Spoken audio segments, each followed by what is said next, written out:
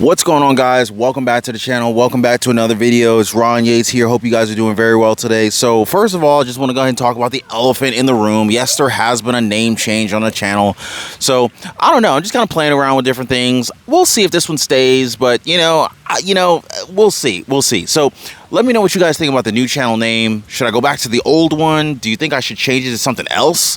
Real quick, if you guys are new to the channel, please consider subscribing to the channel. And while you're at it, go ahead and drop a like for the video. That definitely helps out with the YouTube algorithm.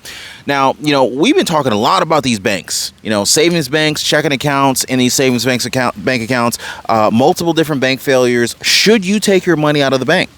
Should you take your money out of the credit unions? Is almost more important now, right? Because credit unions have kind of gone under the radar.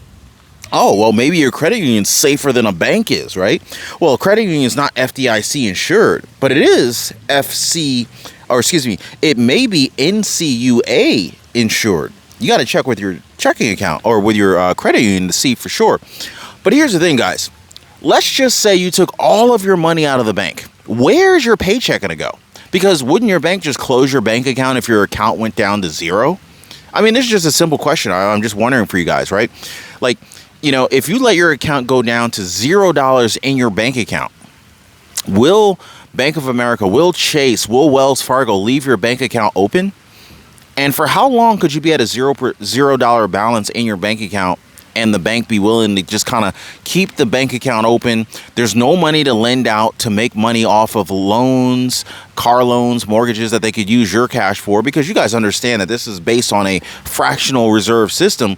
The banks are making money off of your money. So if you have no money in the bank account, what benefit is the bank getting from you having an account with them, right? But here's another thing. Did you know that Facebook is a part of a lawsuit right now? And basically anybody in the United States who used Facebook in the last 16 years can now collect a piece of a $725 million settlement by parent company Meta, which is tied to privacy violations, as long as they fill out a claim on a website. It's as simple as filling out a claim on a website set up to pay out money to social network users. Meaning, I don't know if you guys know this, but like all you got to do to get paid, if you happen to qualify, is go to this website, fill out a basic digital online form, and you could possibly be getting a check from Facebook. Now, of course, the settlement stems from multiple different lawsuits that were brought against Facebook by users who claimed that the company improperly shared their data with third-party sources such as advertisers and data brokers. Now, this litigation, it started after Facebook was, basically hit with this privacy scandal back in 2018 with Cambridge Analytica, blah, blah, blah. I'm not going to go into all the details with you, but think about it. Let's just say you got a paycheck from Facebook.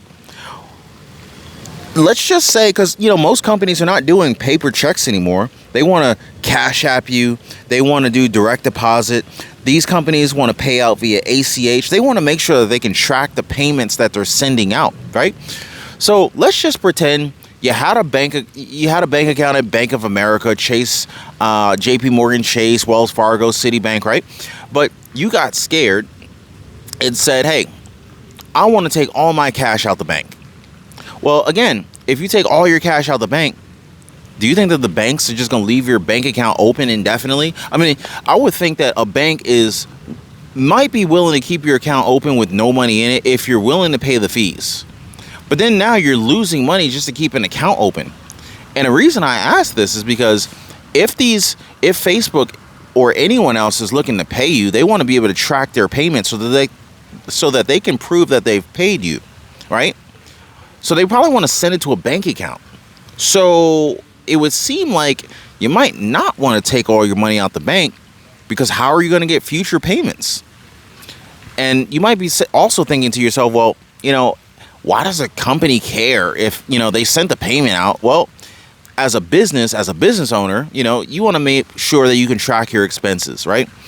Because if you're able to track your expenses, number one, you can prove that you've actually sent a payment so that people don't try to get two checks. Like some people are going to be like, I didn't get that last check.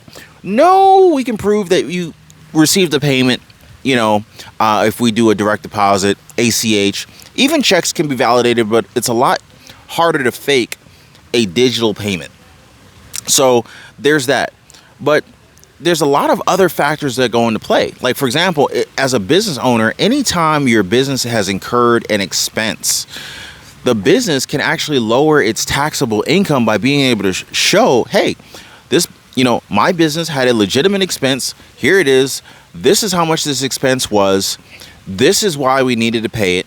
And so now it's not considered taxable income, or at least that amount of taxable income is being reduced by that expense. And so it lowers the taxes of the business. Now, of course, this is not financial advice. I'm not a financial advisor, but I'm just saying that this is how it works, guys. So, do I really want to shut down my bank accounts? Me personally, I'm going to be honest with you. I'm not lining up with everyone else who's looking to pull money out the banks. More importantly, should be, what do we do with the money that is in the banks, right? So, simple fact of the matter is this. The stock market has been increasing in value by anywhere between 8 and 10% for the last, 90, 100 years or so. So if I look at history, if I look at the performance of the S&P 500 for the last 90 to 100 years, it has been a positive figure. And the stock market has been compounding at that rate on average for nearly a century, if not more. So do I want to sit money in the bank account above and beyond my emergency fund? Me personally, the answer is no. I want to have just enough for my emergency fund in my bank account, in the high yield bank accounts, in the high yield savings accounts, right?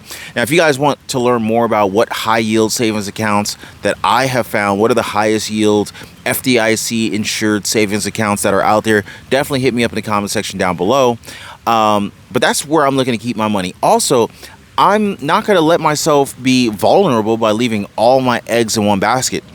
I'm going to have multiple different savings bank accounts at different banks. So that way, if there is a future savings bank, or if there's a future bank collapse in one of the banks that I happen to have an account with, then I'm okay. We'll have some money in this one account. FDIC insurance will reimburse me, fine. I'll wait for the check to hit my other bank account, and then I'll just create another bank account somewhere else and continue that diversification throughout multiple different bank accounts. That's what I would do. Now, I'm not sure how you guys are handling your money, but that's just how I would do it. Now, the other thing is I'd be looking at what kind of high interest debt might I have. If I've got some high interest debt, there's no way I'm going to keep holding on to that debt. No way, right? So I'm going to do whatever I've got to do, whether it's create side hustles, work overtime, create a small home-based business.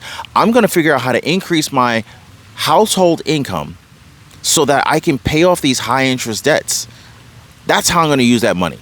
But again, I want to make sure I got my emergency fund in place, because the last thing I want to do is try to reach financial freedom without it. You don't want to not have an emergency fund, because what a lot of people end up doing, and this was me. Well, I've never had a payday loan, but what I know a lot of people do, I had a lot of debt, but I've never had a payday loan. Out of all of the different types of debts I've had, I've never had a payday loan or like a title pawn loan. Never did that. But what a lot of people end up doing is they end up having some type of unexpected expense, and because they don't have an emergency fund, they end up leaning on their high interest credit card, which is going to hit them in the face for like 20% interest. And I'm not saying, I don't have anything against Visa, MasterCard, or American Express, but it's just that if I can prevent needing to pay 20% interest by simply creating an emergency fund and sticking that money into a high yield checking or a high yield savings account, I'm going to do that instead.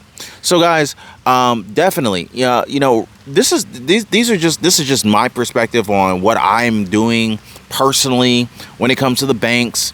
And drop me some comments down below. Let me know if you have applied for your piece of the Facebook settlement payments.